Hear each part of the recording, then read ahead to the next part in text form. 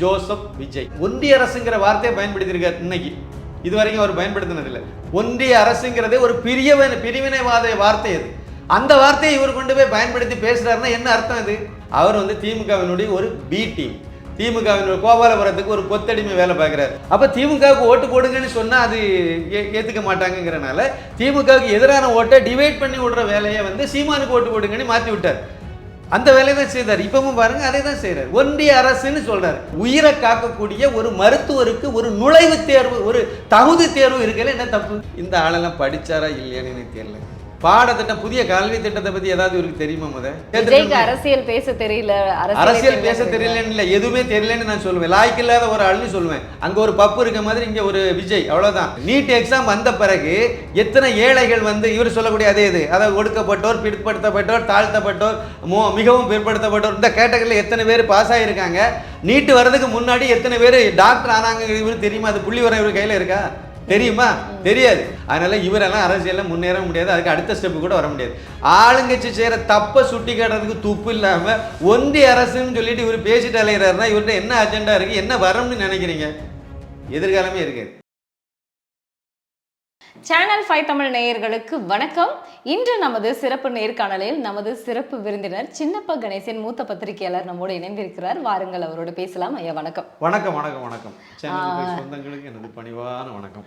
இன்னைக்கும் பார்த்தீங்கன்னா 2வது கட்டமாக விஜயனுடைய கல்வி விருது வழங்கும் விழா திருவான்மியூர்ல நடந்துட்டு இருக்கு. ஒரே நாடு ஒரே கல்விக் கொள்கை எதிரானது அப்படின்னு சொல்லியிருக்காரு. மாணவர்களுக்கும் அது எதிரானது அப்படிங்கிற ஒரு விஷயத்த முன் வச்சிருக்காரு. இதை நீங்க எப்படி பாக்குறீங்க? திமுகவுடைய பி டீம் வேலையை கச்சிதமா நடிகர் விஜய் அவர்கள் செய்கிறாரு அப்படிங்கிறது தான் உண்மை. இதுக்கு முந்தின இதுலேயே நம்ம ஏற்கனவே அவரை பற்றி பல விஷயங்கள் சொல்லியிருப்போம். பொது வாழ்க்கையில் வந்தால் ஒருத்தர் எப்படி இருக்கணும், இந்த மாதிரி இருக்கணும் அப்படிங்கிறத சொன்னேன். எல்லாம் பொது வாழ்க்கைன்னு வந்துட்டீங்க, அதை குறிப்பாக அரசியலுக்குன்னு ஒருத்தர் ஒரு கட்சி ஆரம்பித்து எல்லாம் தலைவராக இருந்து எல்லாம் பண்ணுறாங்கன்னா பலவரை அவங்ககிட்ட ஏற்றுக்கிட்டு வழி நடக்க போகிறாங்க, வழி நடக்கிறாங்க அப்படின்னா அவர் முன் உதாரணமாக இருக்கணும், முன் மாதிரியாக அவங்க செயல்படணும். குடிப்பழக்கமோ கெட்ட பழக்கமோ மற்ற விஷயங்களோ ஒழுக்கக்கேடோ இதெல்லாம் இருக்கக்கூடாதுங்கிறத நம்ம ஏற்கனவே சொன்னோம். இப்போ நீங்கள் விஷயத்துக்கு வாங்க. இவர் இப்போ என்ன சொல்கிறாரு அப்படின்னா, முக்கியமாக அந்த இதில் அவர் பேசுனது அறிக்கை கிடையாது, பேசுனது அந்த இதில் அவங்கக்கிட்ட பேசும்போது நான் இன்றைக்கி எது பேச வேண்டான்னு தான் நினச்சேன், ஆனால் நான் பேச வேண்டிய நிலைமை, அதனால் நான் பேசுகிறேன். ஏதோ தமிழ்நாட்டில் பத்தி எறிகிற பிரச்சனை மாதிரி, தமிழ்நாட்டில் இவன் பத்தி எறிகிற பிரச்சனை என்னது, 70க்கு மேலே பேர் செத்து போயிருக்காங்க, கள்ளச்சாராயத்தினால செத்து போயிருக்காங்க. அதில் 60க்கு மேற்பட்ட பெண்கள் தமிழச்சிகள் தாலி எடுத்திருக்காங்க. அது எங்கே நடந்தது? கருணாபுரம் என்னது? காலனி. அது கருணாபுரம் காலனியில் யார் இருப்பாங்க? பறையர் சமுதாயம். எதுக்கு நான் அந்த ஜாதியை சொல்கிறேன் அப்படின்னா, இவர் இதில் பேசும்போது அதாவது பிற்படுத்தப்பட்டோர், மிகவும் பிற்படுத்தப்பட்டோர், அப்புறம் தாழ்த்தப்பட்டோர் அப்படிலாம் சொல்லியிருக்காரு. ஏக்கியானம் பேசியிருக்காரு இன்னைக்கு பேசும்போது. அப்புறம் இங்கே தாழ்த்தப்பட்டோர்னு சொல்லக்கூடிய இடத்துல யார் இருக்காங்க? பறையர் சமுதாயம் இருக்குது. அந்த மக்கள், அதில் நிறைய பேர் உங்கள் ரசிகர்களும் கூட, அதில் நிறைய பேர் இன்னைக்கு தாலி எடுத்து பெண்கள் நிற்கிறாங்க. இது பெரிய பிரச்சனை இல்லையா? பெரிய பிரச்சனை. இது காரணம் யாரு? இந்த கையாலாகாத திராவிடியா மாடல் அரசாங்கம் தானே காரணம். இதைத்தானே நீங்கள் கண்டித்து பேசணும். இன்னைக்கு இதுதானே முக்கியமாக ஒரு அரசியல் அப்படின்னா இதுதானே அரசியல். நீங்கள் எதிர்த்து பண்ணுறதா இருந்தால் இல்லை, நான் திமுகவுக்கு சிங்கி அடிக்க போகிறேன், அந்த கோபாலபுரம் அந்த ஓங்கோல் குடும்பத்துக்கு கொத்தடிமை வேலை பார்க்க போகிறேன்னு டிக்ளேர் பண்ணுங்க, அது கூட கூட்டணி வைங்க. யார் உங்களை கேட்க போகிறார்? இப்போ விஜய் பேசுறது எல்லாமே அதே மாதிரி தான் இருக்கும். ஆமாம், இதில் என்ன ஒன்றிய அரசுங்கிற வார்த்தையை பயன்படுத்தியிருக்காரு இன்னைக்கு. இது வரைக்கும் அவர் பயன்படுத்தினதில்லை. கொஞ்சம் நேர்மைத்தன்மை இருக்கணும். நேர்மைத்தன்மை இல்லாமல் யார் வந்தாலும் சரி, அரசியலுக்கு வந்தாலும் சரி, அவங்க இந்த மாதிரி விமர்சனத்துக்குள்ளாக தான் செய்வாங்க. நேர்மைத்தன்மைன்னு நான் என்ன சொல்கிறேன்னா, இவர் நடிகராக இருந்தது வரை, அதாவது அரசியல் கட்சி ஆரம்பிக்கிறதுக்கு முன்னாடி அவருடைய லெட்டர் பேரில் என்ன பேர் இருந்தது தெரியுமா? ஜோசப் விஜய். இது அவருடைய ஒரிஜினல் பேர் வச்சுருந்தார். இதை நான் தப்புன்னு சொல்லவே இல்லை. அது அவருக்கு பேர் அல்ல, அவருக்கு பேரை நீங்கள் வச்சிருக்கீங்க. அது ஒரிஜினலாக அவருடைய பேரை அவர் வச்சுருந்தார். அது அவருடைய நேர்மைத்தன்மையை அது காண்பிச்சது. அவருடைய பேரை வச்சிருக்காரு, மறைக்கல மக்கள் மத்தியில். சீமான் மாதிரி, சீமான் அவருக்கு பேர் என்னது, அவர் அது கிறிஸ்டின் பேரை சைமன்கிறத மறைச்சி தான் சீமானி மாற்றி உருட்டிட்டு இருக்காரு. இதை மாதிரி செய்யலை. அதனால் இவர் அவர் நேர்மையாக இருக்காருங்கிறது நான் புரிஞ்சுக்கிட்டேன். இப்போ என்ன பண்ணார்? தமிழக வெற்றி கழகம்னு இந்த லெட்டர் பேரில் என்ன பண்ணார்? அந்த ஜோசப்பை எடுத்துட்டார், விஜயை வச்சுக்கிட்டார். அப்புறம் ஒரு ஃபோட்டோ, அந்த ஃபோட்டோவில் நெத்தியில் குங்குமம் வச்சு ஒரு ஃபோட்டோ எடுத்து அந்த லெட்டர் பேரில் வச்சுக்கிட்டாங்க. எதுக்கு இந்த வெட்டிப்பைய வேலை? எதுக்கு?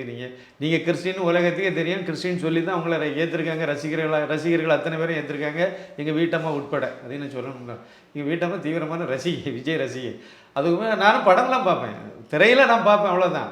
ஆனால் அதுக்கு வேண்டி நான் வந்து உங்களோட திரையில் நான் முதலமைச்சரை தேடுற இதுலலாம் தமிழர்கள் மாறிட்டாங்க, அது இல்லை, அது இருக்கட்டும். அப்போ நீங்கள் அதில் வந்து அந்த அதாவது கொண்டு போய் இந்த குங்குமத்தை வச்சு தமிழ்நாடு முழுக்க இன்ஸ்ட்ரக்ஷன் இப்போ சமீபத்தில் இவருடைய பிறந்த நாளைக்கு அடித்த போஸ்டர்லேருந்து ஃப்ளக்ஸ்லேருந்து எல்லா இலையும் இந்த ஃபோட்டோவை தான் வைக்கணும்.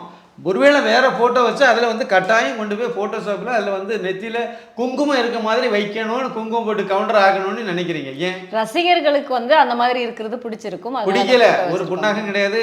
இந்துக்களை ஏமாளி அதனால ஏமாத்தணும்னு நினைக்கிறீங்க. எதுக்கு இந்த எத்துவாளித்தனம்னு நினைக்கிறேன், கேட்குறேன். நீங்கள் இந்துவா மாறல இல்லை, கிறிஸ்டியனாக தானே இருக்கீங்க, அது இருக்கையில் தப்பு கிடையாது. நீங்கள் இந்துவா மாறணும்னு நான் சொல்லவே இல்லை, சொல்ல மாட்டேன்.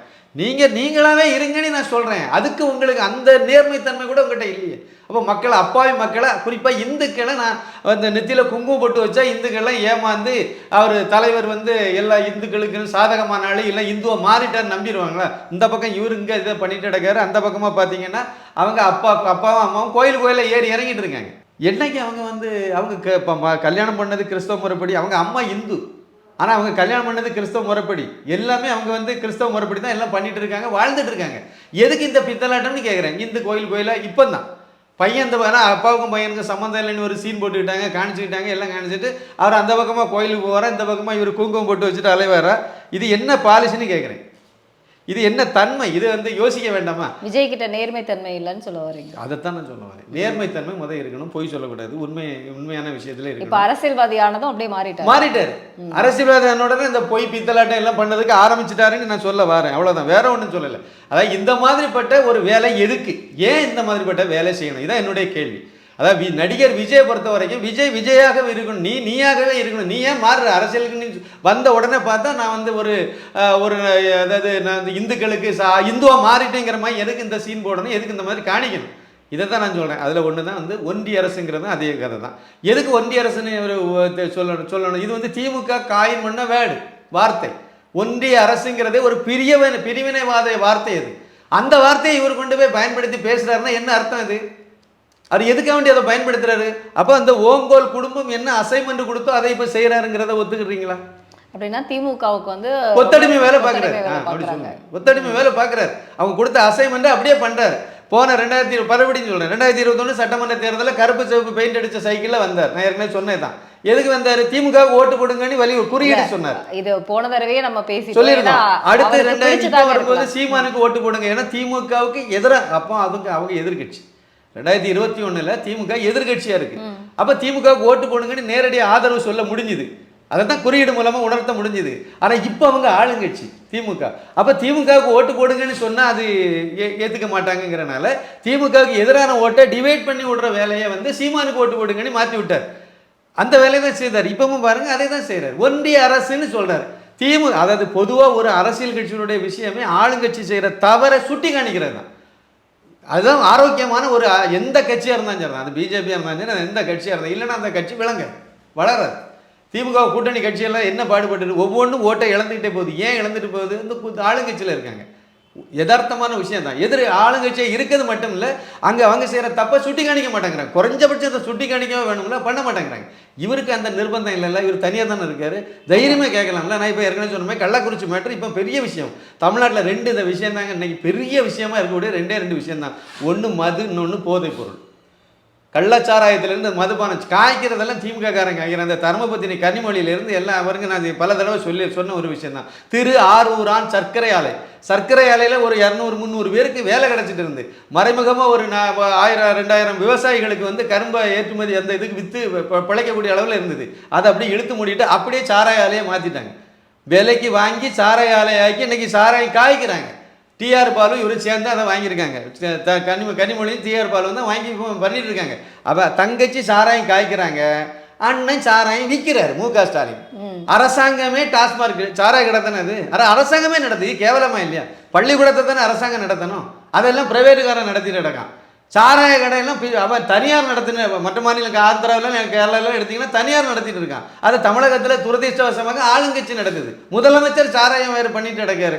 ஒவ்வொரு மாவட்ட கலெக்டரும் எதுக்கு சாராயம் எந்த வாட்டியும் கம்மியாக விற்று போச்சுன்னு சொல்லி அவங்க அதுக்கு ரிவ்யூ மீட்டிங் நடத்திட்டு இருக்காங்க. விளங்குமா? இதை சுட்டி காணிக்கல அவர் என்ன சொல்றாரு? ஒன்றிய அரசுங்கிறத மட்டும் பயன்படுத்தல, இந்த நீட்டு சம்பந்தமா 3 விஷயத்த சொல்றாரு. நீட்டு மாநில உரிமைகளுக்கு எதிரானது. நீங்க கேட்டீங்க இதில் என்ன மாநில உரிமை கிழிச்சிட்டு கிடக்குதுக்குள்ள எனக்கு புரியலை. இது நீட்டுங்கிறது என்னது? ஒரு தேர்வு, அகில இந்திய அளவில் மருத்துவருக்கான ஒரு நுழைவுத் தேர்வு தானே. எல்லாத்துக்கும் நுழைவுத் தேர்வு இருக்குல்ல. ஒரு போலீஸ் வேலைக்கு போனாலும் ஒரு தேர்வு இருக்கும், ஒரு ஐபிஎஸ் வரனாலும் ஒரு தேர்வு இருக்கும், யூபிஎஸ்சி எழுதணும், ஐஏஎஸ் வரனாலும் யூபிஎஸ்சி எழுதணும், எல்லாத்துக்கும் வேணும்ல. நீட்டுக்கு வந்து அது ஒரு உயிரை காக்கக்கூடிய ஒரு மருத்துவருக்கு ஒரு நுழைவுத் தேர்வு, ஒரு தகுதி தேர்வு இருக்கல, என்ன தப்பு? இதுக்கு முன்னாடியுமே வந்து மெடிக்கல் எக்ஸாம்ஸ் வந்து நம்ம 12th அப்புறம் வந்து ஒரு என்ட்ரன்ஸ் எக்ஸாம்ஸ் இருந்துச்சு. அதே வேணும் அப்படின்னு தானே கேட்குறாங்க எல்லா மாநில அரசுகளுமே. எல்லா மாநில அரசும் கேட்கல, தமிழ்நாட்டில் மட்டும்தான் இதை கேட்குறாங்க. இல்ல, வேற எந்த மாநிலத்திலையுமே நீட்டுக்கு எழுதுன ஆந்திரா கேரளாவில் இருக்கக்கூடியது கம்யூனிஸ்ட் அரசு, இவங்க கூட்டணி அரசு தான். அங்க கேட்குறாங்களா? கேட்கல. இப்போ கர்நாடகாவில் அதே மாதிரி உத்தரப்பிரதேசத்துல இப்போ அபிலேஷ் கூட அதே மாதிரி தான் சொல்லியிருந்தாங்க, ஒரே நாடு ஒரே கோரிக்கை. அவங்க வந்து இந்த நீட்டுக்கு எதிராக தமிழகத்துக்கு வெளியே எந்த மாநிலமும் நீட்டுக்கு எதிரான எந்த கோரிக்கையும் வைக்கல, எதுவும் வைக்கல. நீட்ல முறைகேடு நடந்துச்சு. நீட்டில் எப்படி இங்கே பிட்டடிச்சு காப்பி அடித்தாங்களே, இதே மாதிரி அங்கேயே திருட்டுத்தனமாக சில மால் ப்ராக்டிக்ஸ் பண்ணினால அதுக்காக வேண்டி தான் விசாரணை வைக்கணும்னு சொன்னாங்க. விசாரணை நடந்துட்டு இருக்கு. அது தப்பு. எங்கே நடந்தால் தப்பு தாங்க.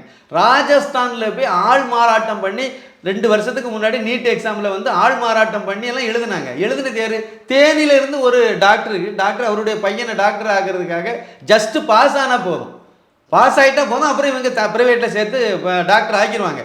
அப்போ டாக்டராக இருந்தால் கூட உன் பையன் அதுக்கு தகுதியாக இருந்தால் மட்டும்தான் டாக்டர் ஆகணும் அப்படிங்கிற ஒரு கட்டுப்பாடு இந்த நீட் எக்ஸாமில் வருதா? அதுதான் அவங்க வேண்டாங்கிறாங்க. இதுக்கு முன்னாடி நான் ஒரு கேள்வி கேட்குறேன். நடிகர்களுக்கு பிள்ளைகள் எல்லாம் டாக்டர் ஆகிட்டே இருந்தாங்க. சத்யராஜிக்கு மகா டாக்டர் அப்படி நிறைய பேர் டாக்டர் ஆகிட்டே இருந்தாங்க. இப்போ இந்த நீட் வந்த பிறகு யாராவது ஆகியிருக்காங்களா? இல்லை. ஓங்கோல் குடும்பத்திலேருந்து எத்தனை பேர் டாக்டர் ஆகியிருக்காங்க சொல்லுங்கள். அதுக்கு முன்னாடி ஆனாங்க. அதில் தப்பி தவறி கடைசியில் உள்ள நுழைஞ்சாலும் தயாநிதி மாறனுடைய பொண்ணு. அது கடைசியில் நீட்டு வந்த உடனே இவங்க வந்து ஒரு கேஸ் எல்லாம் போட்டு இந்த ஒரு தடவை மட்டும் எங்களுக்கு விடுங்கன்னு சொல்லி கோர்ட்டில் உத்தரவெல்லாம் வாங்கி அதன் மூலமாக இவங்க வந்து அந்த இதில் சாத்தியப்படுத்திக்கிட்டாங்க. அதுக்கு பிறகு எத்தனை பேர் இந்த டாக்டர் ஆகியிருக்காங்க பாருங்கள். யாருமே ஆயிருக்காங்க. இப்போ பிரச்சனை அதுதான். மு.க. ஸ்டாலின் குடும்பமாக இருந்தாலும் சரி தான். இல்லைன்னா இன்னொன்று சொல்கிறேன்னா, எஸ்ஆர்எம் ஓனர் இருக்கார்ல, பாரிவேந்தர் பச்சைமுத்து, அவருக்கு மருத்துவக் கல்லூரியெல்லாம் நடத்திட்டு தான் இருக்கார். அவர் மட்டும் இல்லை, நிறைய அரசியல் பெரிய தலைவர்கள்லாம் நடத்துகிறாங்க. அவங்களுடைய வாரிசுகளே நீட்டில் பாஸ் ஆகலைன்னா டாக்டர் ஆக முடியாது. அதுதான் நீட்டு. இதை கொண்டு வந்தது மோடி கிடையாது. முக்கியமான விஷயம், இதை கொண்டு வந்தது மோடி கிடையாது, காங்கிரஸ் கவர்மெண்ட். காங்கிரஸுக்காரங்க கொண்டு வந்தது. அதை நடைமுறை நிறைய சிக்கல்கள் நிறைய கோர்ட்டுக்கெல்லாம் போய் எடுத்து அதனால் வந்து 2 விஷயங்களை பாதிக்குது. ஒன்று, திமுககாரன் அவ்வளோ வேறுமே வந்து ஒன்று சாராயம் அடிக்கிறான், இல்லைன்னா கல்வி நிறுவனங்கள் வச்சுருக்காங்க. அதில் நிறைய மருத்துவக் கல்லூரி அவங்க கையில் இருக்குது. அந்த மருத்துவக் கல்லூரிகளில் சீட்டை வந்து 1 கோடி ரூபாய்க்கு மேலே வித்துட்டு இருந்தாங்க. ஒரு சீட்டை 1 கோடி ரூபாய்க்கு மேலே வித்துட்டு இருந்தாங்க. அந்த பிஸ்னஸ் அவ்வளோ இப்போ கட்டாயி போச்சு. அவங்களுக்கு மேனேஜ்மெண்ட் கோட்டானி கொடுத்துருக்க 18%, அதுக்கு மட்டும்தான் நீங்கள் வந்து இஷ்டத்துக்கு விற்க முடியும். அதுக்கும் நீட்டு பாஸ் ஆகிருந்தா தான் கொடுக்க முடியும். இப்போ காங்கிரஸ் தான் நீட் தேர்வை கொண்டு வந்தாங்கன்னு சொல்றீங்க. இப்போ அவங்களே தானே வந்து நாடாளுமன்றத்தில் இப்போ வந்து முதல் மக்களவை சபையை வந்து ஒத்தி வைக்கப்பட்டதுனால நீட்டே வேண்டான்னு அவங்க சொல்லவே இல்லை. திருப்பி சொல்றேன், அவங்க நீட்டு வேண்டாங்கிறத அவங்க சொல்லவே இல்லை. அவங்க என்ன சொல்றாங்க, நீட்டில் முறைகேடு நடந்துட்டு எக்ஸாமில் வந்து அந்த மாதிரி தவறுதலை எல்லா காலத்தையும் அதான் சொன்னேன். ராஜஸ்தானில் நடந்தது, தமிழ்நாட்டுக்காரன் தேனிக்காரன் போய் அங்கே போய் ஆள் மாறாட்டம் பண்ணி பண்ணான், மகாராஷ்டிராவில் பண்ணான். இந்த தவறுகளை நீங்கள் நீக்கணும், அதில் தண்டனையை அதிகப்படுத்தணும். அதெல்லாம் ஓகே, அது தவறு எங்கேயும் நடக்க தான் செய்யும். தவறு நடக்காத அளவுக்கு நம்ம அதை வந்து ஒவ்வொரு சமயத்துலையும் அதை சரி பண்ணிக்கிட்டே வரணுங்கிறதுல தப்பு கிடையாது. ஆனால் நீட்டே வேண்டான்னா, எனக்கு தலைவலிக்குன்னா தலையை வெட்டியிருக்கேன்னா அது என்னங்க கான்செப்ட்? சரி, நான் கேட்குறேன், நீட்டுக்காக வேண்டி ஒரு பொண்ணு அனிதாங்கிற பொண்ணு வந்து அதை கொலை பண்ணுனாங்க திமுககாரங்க. அதான் உண்மை. சும்மா இருந்தது. அது வந்து நான் அடுத்து மருத்துவம் கிடைக்கலன்னு சொன்னோன்னா விவசாயம் படிக்க போகிறேன்னு சொல்லிட்டு அடுத்த ஆப்ஷன் அதை சூஸ் பண்ணி போயிட்டு அதை கெடுத்து குட்டிச்சோராகி அதை வந்து மடைமாற்றம் பண்ணி கடைசியில் அதை டெல்லிக்கெல்லாம் எடுத்துகிட்டு போய் என்னெல்லாம் பண்ணி கடைசியில் தற்கொலை பண்ண முடிய அளவு கொண்டு போய் தற்கொலை பண்ணி கொன்னாச்சு. இப்போ என்ன கேட்குறேன், தற்கொலை பண்ணதாக வச்சு அனிதாவுடைய தற்கொலைக்கு வந்து டிஎம்கே தான் காரணம். ஆமாம், அதில் என்ன சந்தேகம்? இது இவங்க தானே அவ்வளோ வேலையை தான் செய்துட்டு கடைசியில் தற்கொலை தூண்டுதல்னால அவங்க செத்து போயிட்டாங்க. ஏன்னா ஒரு சிபிஐ விசாரணை வைக்க சொல்லுங்கள், இன்னும் கொஞ்சம் உண்மை இவ்வளோ தெரியும். இப்போ நான் என்ன தெரியுமா கேட்குறேன், அந்த அனிதாங்கிற ஒரே ஒரு பொண்ணு நீட்டுக்காக உயிரை விட்டுட்டு இதேமாதிரி தான் +2லேயும் தோல்வி அடைஞ்ச பெண்ணுகள் பையனோ பெண்ணோ தற்கொலை பண்ணுவாங்க, எஸ்எஸ்எல்சிலையும் தற்கொலை பண்ணுவாங்க. இது எல்லா காலங்காலமாக நடந்துகிட்டு தான் இருக்குது. சரி, அதனால் எஸ்எஸ்எல்சியில் இனிமேல் தேர்வே வேண்டான்னு வச்சுருவோமா, +2ல் இனிமேல் தேர்வே வேண்டான்னு வச்சுருவோமா? ஒரே ஒரு அனிதா செத்ததுனால எங்களுக்கு வந்து தமிழ்நாட்டில் நீட்டு வேண்டாம். சரி, இங்கே வந்து ஒரு 60க்கு மேலே தாலி அறுத்தாச்சு, ஒரு 70க்கு மேலே செத்தாச்சு. ஒரே ஒரு இன்சிடெண்ட்டில் போன வருஷம் ஒரு 22 பேர் செத்துருக்காங்க. எல்லாமே கள்ளச்சாராயம் தான். எதுக்கு டாஸ்மார்க் வச்சுருக்கீங்க? மதுவினால தானே செத்தாங்க. அப்போ மதுவை வந்து ஒழிக்கணும்ல. இங்கே மற்ற டாஸ்மார்க்கில் விற்கிறதெல்லாம் என்ன எல்லாமே டானிக்காக இப்போ விற்றுட்டு அண்ணாமலை அவர்களே சொல்லியிருக்காரு மதுவிலக்கு வந்து சாத்தியம் கிடையாது, அதனால வந்து தனியார் கிட்ட கொடுத்துருங்க அப்படிங்கறத. அப்படியே தனியார்ட்ட கொடுத்துருங்கன்னு அவர் சொல்லல, மதுக்கடைகளை தனியார் கிட்ட கள்ளுக்கடையே திறங்கன்னு சொன்னார். கள்ளுக்கடையை திறக்கணும் நேத்து வந்து அவருடைய அறிக்கையில சொல்லியிருக்காரு. தனியார் உங்களால முடியாதுன்னா தனியார். நான் சொல்றேங்க அதெல்லாம் சாத்தியப்படக்கூடிய விஷயம் தான். மதுக்கடையெல்லாம் இந்த இது நான் ஒண்ணு கேட்குறேன், நம்ம ரொம்ப தூரத்துக்கெல்லாம் நீங்க போக வேண்டாம். நமக்கு வந்து கொரோனா வந்துச்சு, இந்த கொரோனா காலத்தில் டாஸ்மார்க்கை இழுத்து மூடினாங்களா இல்லையா? 2-3 மாதம் குடிக்காம தானே இருந்தாங்க. எத்தனை பேர் செத்து போயிட்டான்? சாகலெல்லாம் உயிரோட தானே எல்லாம் இருந்தாங்க. உயிருக்கு பயந்து, கொரோனா வந்து ரொம்ப பெரிய ஒரு நோய் அப்படிங்கிறதுனால அது முடிஞ்ச உடனே மறுபடியும் திறக்க போறாங்கன்னு சொன்னோன்னா திமுக காரங்கள் என்ன சொன்னாங்க, 2 பக்கமும் கருப்பு கொடியை கையில் கட்டிட்டு தூக்கிட்டு வந்து நின்றுட்டு இந்த நேரத்தை உங்களுக்கு மதுபானம் திறக்கணுமா, டாஸ்மார்க்கை மூடுன்னு சொல்லி போராட்டம் பண்ணவரில் ஒரு ஆள் மு க ஸ்டாலின், ஒரு ஆள் அந்த தருமபுத்தினி கனிமொழி, இன்னொரு ஆள் அந்த உதயநிதிக்காரு, இவங்க எல்லாரும் தானே குடும்பத்தோட கொடி பிடிச்சிட்டு தானே நின்னாங்க. இவங்க தானே டாஸ்மார்க்கை திறக்கக்கூடாதுன்னு சொன்னாங்க. இப்போ மூட வேண்டிய தானே ஏன் திறந்து வச்சிருக்காங்க? அன்னைக்கு ஆனால் சூப்பர் ஸ்டார் ரஜினிகாந்த் அவர்கள் வந்து பல விஷயங்களை நான் அவரை பயங்கரமாக விமர்சனம்லாம் பண்ணியிருக்கேன். ஆனால் அவர் ஒரு விஷயம் சொன்னார், இந்த டாஸ்மார்க்கை நீங்கள் மறுபடியும் திறக்காதுங்க, திறந்தீங்கன்னா நீங்கள் இனிமேல் ஆட்சிக்கு வரத கனவுல கூட நினைக்காதுங்கன்னு சொல்லி அன்னைக்கு உண்மையிலே எடப்பாடி பழனிசாமி சொன்னார். எவ்வளவோ பிரச்சனை இருக்குது, நீங்கள் அதை மூடி இருக்கணும். எடப்பாடி பழனிசாமி, நானே வந்து அந்த சமயத்தில் என்னுடைய கருத்தை பதிவு பண்ணியிருந்தேன். எடப்பாடி பழனிசாமி அவர்கள் வந்து டாஸ்மாக மட்டும் மறுபடி திறக்காமல் அப்படியே பூரண மது விலக்கு அப்படியே கண்டினியூ பண்ணி அமுல்படுத்திட்டார் அப்படின்னா காமராஜருக்கு அடுத்த லெவலில் இவரை வச்சு பார்ப்பாங்கன்னு சொன்னேன். அந்த உயரத்துக்கு இவரை தூக்கிட்டு போவாங்கன்னு சொன்னேன். இவர் அதாவது 12,500 கோடி ரூபாய்க்கு விவசாய கடனை அந்த நேரத்தில் தான் ரத்து செய்தாங்க. 2 மாதத்துல எலெக்ஷன் வர போகுது. அந்த நேரத்தில் டாஸ்மார்க்கை திறக்காமல் இருந்தால் அதில் உள்ள நஷ்டத்தை வந்து ஈடுகட்ட முடியும். ஒரு பெரிய விஷயம் கிடையாது. அப்புறம் எலெக்ஷன் வந்த பிறகு என்ன வேணாலும் அடுத்த புது கவர்மெண்ட் தானே பார்க்க போகுது. அப்படியே புது கவர்மெண்ட் இவங்க வெற்றி பெற்று வந்தால் மோடிகிட்ட போய் சொல்லி பிரதமர்கிட்ட சொல்லி நிதியை வாங்கிட்டு வந்து பண்ண முடியும். இவ்வளோ வாய்ப்புகள் இருந்துச்சு. ஆனால் அந்த மனுஷன் அதை செய்யவே இல்லை. செய்யாதனால இனிமேல் இவர் முதலமைச்சர் ஆக போகிறதே இல்லை, பண்ண போகிறதும் இல்லை. நான் எடப்பாடி பழனிசாமி சொல்கிறேன். இப்போ நீங்கள் மு க ஸ்டாலின் பாருங்க, இவரை இதை நான் என்ன சொல்கிறேன்னா, திரு அண்ணாமலை ஐபிஎஸ் வந்து கள்ளுக்கடையை திறங்க மதுக்கடையை மூடுங்கன்னு ஒரு பாயிண்டை சொல்கிறார். இது வந்து இதில் கூட எனக்கு உடன்பாடு கிடையாது. தனிப்பட்ட முறையில் எனக்கு வந்து பூரண மது விலக்குங்கிறது தான் என்னுடைய இது. ஆனால் இந்த சாராயம் கள்ளச்சாராயம் இதெல்லாம் குடித்து சாகிறதுக்கு அதுக்கு சரியாக இருக்கும். ஒரு தகவல் உங்களுக்கு சொல்கிறேன். இலங்கையில் வந்து விடுதலை புலிகள் கட்டுப்பாட்டில் வடக்கு கிழக்கு மாகாணங்கள் அவங்க கையில் இருந்துச்சு. தனி அரசாங்கம் அவங்க நடத்துனாங்க. ஆனால் அங்கே கள்ளுக்கடை உண்டு தெரியுமா? கல் மட்டும் அனுமதி, கல்லுக்கு மட்டும் அனுமதி கொடுத்தாங்க. சாராயம், அப்புறம் கஞ்சா, அபீன், ஹெராயின் எந்த போதைப் பொருளும் அது இருக்காது. இருந்தால் கடுமையான தண்டனை கொடுத்தாங்க. ஆனால் கல் மட்டும் வச்சுக்கலாம். சாராயம் குடிக்க கூடாது, ஆனால் கல் வச்சுக்கலாம். கல் வந்து உணவுங்கிற இல்லை. கல்லில் நான் சின்ன பையனாக இருக்கும்போது வந்து இந்த இது ஆப்பம் இருக்குது தெரியுமா? கிராமத்தில் வந்து ஆப்பம் வந்து புளிக்கிறதுக்கு முந்தின நாள் கல் வாங்கிட்டு வந்து அதில் ஊற்றி விடுவாங்க. ஊற்றுனா அடுத்த நாள் வந்து அது ஒன்றும் போதையெல்லாம் வராது. அது அப்படி இருக்குது, இல்லைன்னு நான் சொல்லலை. இருந்தாலும் அதுவும் ஒரு வகையில் மதுங்கிறதுனால நான் அதை வந்து நான் தனிப்பட்ட முறையில் எனக்கு தெரியும், அதனால நான் சொல்கிறேன். அது வந்து அதுவும் வேண்டான்னு தான் நான் சொல்லுவேன். இதுக்கு அது பரவாயில்லைன்னு சொல்லலாம். இந்த இந்த கல்லுக்கடையெல்லாம் வச்சுருக்கிறதுக்கு, இந்த சாராய கடையெல்லாம் வச்சுருக்கிறது, இது உடலை கெடுக்க, அதுக்கு உடலை ரொம்ப பாதிக்காது. அந்த அடிப்படையில் இது இதை விட அது பரவாயில்லைன்னு வேணால் எடுத்துக்கலாம். அதில் அண்ணாமலை அவர்கள் சொன்ன விஷயத்தை வந்து நம்ம ஏற்றுக்கலாம். அந்த மாதிரி தான் நம்ம எடுத்துக்கிட முடியும்னு நம்ம எடுத்துக்கலாம். சரி, விஷயத்துக்கு வரேன். 2வது ஒரு விஷயம் சொல்கிறார். ஒரே நாடு ஒரே பாடத்திட்டம் ஒரே தேர்வு கல்வி கற்கும் நோக்கத்திற்கு எதிராக பார்க்கிறேன். அது என்ன அப்படின்னா, ஒரே நாடு ஒரே பாடத்திட்டம் இருக்குல்ல, புதிய கல்விக் கொள்கை. இது மத்திய அரசினுடைய புதிய கல்விக் கொள்கை. இந்த ஆளெல்லாம் படித்தாரா இல்லையான்னு எனக்கு தெரியலைங்க. நடிகர் விஜய் படித்தாரா? என்னத்தை படித்தா அவர் பெரிய லெவலில் வந்திருக்கணும். நடிக்காரு, அது மட்டும் தெரியும். என்னத்தை படிச்சுட்டு இது பண்ணாருன்னு தெரியல. பாடத்திட்டம், புதிய கல்வி திட்டத்தை பற்றி ஏதாவது இவருக்கு தெரியுமா? அந்த கல்வி திட்டம் வந்து சர்வதேச தரத்தில் இருக்காது தெரியுமா? தமிழகத்தில் ஒரு கல்வி திட்டம் கொண்டு வந்தார். இப்போ இருக்கக்கூடிய முதலமைச்சர் துணை முதலமைச்சராக இருந்தால் இருப்போம். 2006லேருந்து 2011க்குள்ளால அதை சமச்சீர் கல்வி திட்டம் கொண்டு வந்தாங்க. மட்ட ரகமான கல்வி திட்டம் அதுதான். அந்த கல்வி திட்டத்தில் படித்தவங்க தான் எதுவுமே உருப்படாமல் போனவங்க. அந்த அளவுக்கு மோசமான ஒரு கல்வி திட்டத்தை கொண்டு வந்தாங்க. தரம் தாழ்ந்த ஒரு கல்வி திட்டம். அந்த கல்வி திட்டத்தை கருணாநிதி குடும்பத்திலேருந்து ஒருத்தவங்க கூட படிக்கவே இல்லை. திமுக நடத்துகிற பள்ளிக்கூடத்தில், எந்த பள்ளிக்கூடத்திலும் அந்த கல்வி திட்டம் கிடையாது. ஏன் இவ்வளவு எதுக்கு? கருணாநிதியுடைய பேத்தி மு க ஸ்டாலின் அங்காருடைய மகள் செந்தாமரை நடத்தக்கூடிய சன்ஷைன் பள்ளிக்கூடத்தில் கூட அந்த கல்வி திட்டம் கிடையாது. இவ்வளவுதான். அப்போ தரமான கல்வி திட்டமாக வச்சிருந்தாருன்னா அந்த கல்வி திட்டத்தை மோடி எடுத்துட்டு போய் இந்தியா முழுக்க கொண்டு போய் சேர்த்திருக்க மாட்டாரா? பிரதமராக வரக்கூடியவங்க இந்தியா முழுக்க கொண்டு சேர்த்து அரசியல் பேச தெரியல, அரசியல் பேச தெரியலன்னு இல்லை, எதுவுமே தெரியலன்னு நான் சொல்லுவேன். லாய்க்கு இல்லாத ஒரு ஆள்னு சொல்லுவேன். அங்கே ஒரு பப்பு இருக்க மாதிரி இங்கே ஒரு விஜய், அவ்வளோதான். அந்த அளவுக்கு தான் இவங்களே எடுத்துக்க முடியும். அது அடுத்து 3வது பாயிண்ட் ஒன்று சொல்லியிருக்காரு. அதாவது கல்வி திட்டம் வந்து நம்ம கல்வி திட்டத்தை சர்வதேச தரத்துக்கு உயர்த்துறது வேண்டாம்னு ஒருத்தர் சொல்றாருன்னா இவர் எந்த கேட்டகரியில் கொண்டு சேர்ப்பீங்க? ஆனால் இவங்க மட்டும் இவங்க வீட்டு பிள்ளைகள் எல்லாம் கொண்டு போய் அரசாங்க பள்ளிக்கூடத்தில் சேர்க்க மாட்டாங்க. சர்வதேச கல்வி இல்லைன்னா வந்து தேசிய கல்வி திட்டத்தில் கொண்டு சேர்த்துக்குவாங்க. அவங்க பிள்ளைகள் எல்லாம் சேர்த்து விட்டு இங்கே ஏக்கியானம் பேசுவாங்க. குப்பனும் சுப்பனுங்க இந்த பள்ளிக்கூடத்தில் படிக்கிற மாதிரி ஏழைப்பாளைகள் அவங்களுக்கு பாடம் நடத்திட்டு இருக்காங்க. இது என்னங்க இது? அடுத்து ஒரு பாயிண்ட் சொல்கிறேன். நீட் எக்ஸாம் வந்த பிறகு எத்தனை ஏழைகள் வந்து இவர் சொல்லக்கூடிய அதே இது, அதாவது ஒடுக்கப்பட்டோர், பிற்படுத்தப்பட்டோர், தாழ்த்தப்பட்டோர், மிகவும் பிற்படுத்தப்பட்டோர் இந்த கேட்டகரியில் எத்தனை பேர் பாஸ் ஆகியிருக்காங்க? நீட்டு வர்றதுக்கு முன்னாடி எத்தனை பேர் டாக்டர் ஆனாங்க இவர் தெரியுமா? அது புள்ளி வர இவர் கையில் இருக்கா? தெரியுமா? தெரியாது. எனக்கு தெரிஞ்சு அந்த நீட்டுக்கு முன்னாடி உள்ளதை நீங்கள் சொன்ன மாதிரி ஒரு இருக்காது சொல்கிறேன். நீட்டுக்கு முன்னாடி பார்த்தீங்கன்னா ரொம்ப கீழே இருக்கும்.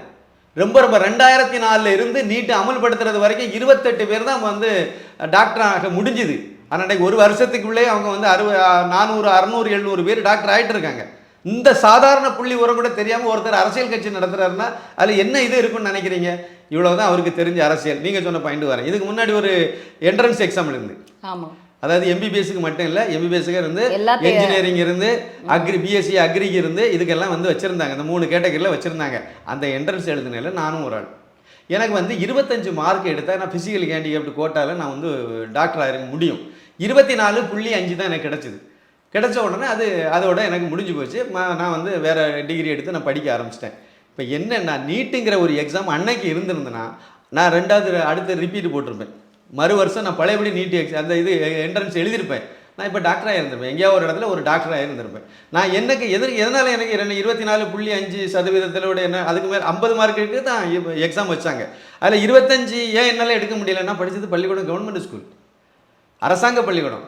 எனக்கு +2ல் வந்து மேக்ஸ் டீச்சர் வந்து அரையாண்டுக்கு பிறகு டீச்சரே கிடையாது. அதுக்கு மேக்ஸின் சம்மந்தம் கிடையாது. அது வேற. உதாரணம் பள்ளியில படிக்கிறவங்க வந்து நீட் தேர்வுல வந்து பாஸ் பண்ண முடியாதுன்னு சொல்ல வரீங்களா? நீட் இல்ல, எந்த தேர்வுலையும் வந்து அவங்க பாஸ் பண்றது, ஏன்னா கல்வி திட்டம் மட்ட ரகமா இருக்கும். ஒழுங்கா பாடம் எடுக்க மாட்டாங்க. பிரைவேட்லன்னா ஒழுங்கு எதுக்குங்க? நீங்கள் பாருங்கள், அரசாங்க பள்ளிக்கூடத்தில் பாடம் எடுக்கிறாங்கல்ல, நல்ல எக்ஸ்பீரியன்ஸ் டீச்சர் தானே, ரிட்டையர்ட் ஆகக்கூடியவங்க 55, 88 வயசில் இருக்காங்கல்ல, அவங்கக்கிட்ட படிச்சிருப்பாங்கல்ல, அவங்க தானே தனியார் ஸ்கூலில் போய் அதுபோல் எம்எஸ்சி எம்பில் எல்லாம் முடிச்சுக்கிட்டு தனியார் ஸ்கூலில் போய் பாடம் எடுக்கிறாங்க. அந்த தனியார் பள்ளிக்கூடத்தில் இருக்கக்கூடிய பள்ளிக்கூடத்துக்கு தானே இந்த டீச்சர் அவங்களுடைய பேர குழந்தைகளை அனுப்புகிறாங்க. ஏன் அரசாங்க பள்ளிக்கூடத்தில் இவங்க 30 வருஷம் எக்ஸ்பீரியன்ஸ் உள்ளவங்களாக இருக்காங்க. இவங்க பள்ளிக்கூடத்தில் அந்த இவங்களுடைய மகனும் மகளுடைய குழந்தைகளை கொண்டு சேர்க்க சொல்ல வேண்டியதானே? ஏன் சேர்க்க மாட்டேங்கிறாங்க? இவங்ககிட்ட படித்த குழந்தைகள் அது இன்னைக்கு அது வந்து டீச்சராக ப்ரைவேட்டில் வேலை பார்க்குது, அந்த ஸ்கூலில் விட்டு சேர்க்க சொல்கிறாங்க. ஏன் காரணம்? இவங்களுக்கு அனுபவம் மட்டும் இதில் ஒன்றும் செய்ய முடியாது. கல்வி தரம்னு ஒன்று இருக்குது, அங்கே தான் லாஸ் ஆகுது. மற்றபடி டீச்சர்ஸுக்கு வந்து ஒன்றும் அனுபவம் இல்லைன்னா ஒன்றும் கிடையாது. இப்போ கல்வி தரத்தை தூக்குங்க, கவர்மெண்ட் ஸ்கூலில் எல்லாமே மேலே ரொம்ப பிரகாசமான ஸ்டூடெண்ட்ஸ் வந்துடுவாங்க. நிறைய எம்பிபிஎஸ்லன்னா அதிகமான தேர்ச்சி. ஏன் நான் ஒன்று கேட்குறேன், நவோதயா பள்ளிக்கூடம்னு ஒன்று இருக்குல்ல, நவோதயா மத்திய அரசினுடைய பள்ளிக்கூடம், மத்திய அரசினுடைய அரசாங்க பள்ளிக்கூடம் தானே. அந்த நவோதயா பள்ளிக்கூடத்தில் படித்தவங்க மட்டும் எப்படி நீட்டில் நிறைய பாஸ் ஆகி வந்துட்டு இருக்காங்க? தமிழக அரசாங்க பள்ளிக்கூடத்தில் படித்தவங்க மட்டும் என் படக்கம் இந்த இதில் நீட்டுக்கு போகிறது பயன்பட்டு கஷ்டப்பட்டு 2வது வருஷம் எழுதி அப்படி தானே வந்துட்டு இருக்காங்க. இல்லைன்னா கோட்டாவில் 7.5% நிறைய பேர் வந்துட்டு இருக்காங்க.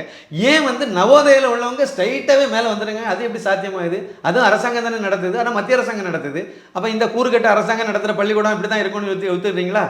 அரசாங்க பள்ளிக்கூடத்தில் ஏன் நம்ம பிள்ளைகளை சேர்க்கறதுக்கு விடாமல் எல்லாம் தனியார் பள்ளிக்கூடத்தில் கொண்டு ஏன் சேர்த்துட்டு இருக்காங்க? தரம் அங்கே போனால் இங்கே இது இவங்க வந்து ஏகப்பட்ட ஃபீஸ் கேட்குறாங்க, எல்லாம் கொடுத்து, ஆனாலும் நாங்கள் உண்டு ப்ரைவேட்டில் தான் சேர்ப்பேன். ஏன் அப்படி சேர்க்குறாங்க? இங்கே வந்து தரமான கல்வி இருக்குது. அரசாங்கத்தில் தரங்கட்ட கல்வி இருக்குது. நீங்கள் அப்போ செய்ய வேண்டிய வேலை என்னது? தரத்தை கூட்டணும். அரசாங்க பள்ளிக்கூடத்தினுடைய தரத்தை நீங்கள் கூட்டணும். அப்போ கல்வி தரம் வந்து மத்திய அரசு இப்போ கொண்டு வந்திருக்கக்கூடிய புதிய கல்வி திட்டத்தில் வந்து தரம் அதிகமாக இருக்குன்னா நீங்கள் அதை தானே பயன்படுத்தணும். கண்டிப்பாக. அதை விட்டு நீங்கள் வந்து அது வேண்டான்னு சொன்னீங்கன்னா அதுக்கு இவர் விஜயம் வந்து ஆதரவுக்கு வந்து நிற்கிறாருன்னா இவரை நீங்கள் எந்த கணக்கில் சேர்ப்பீங்க?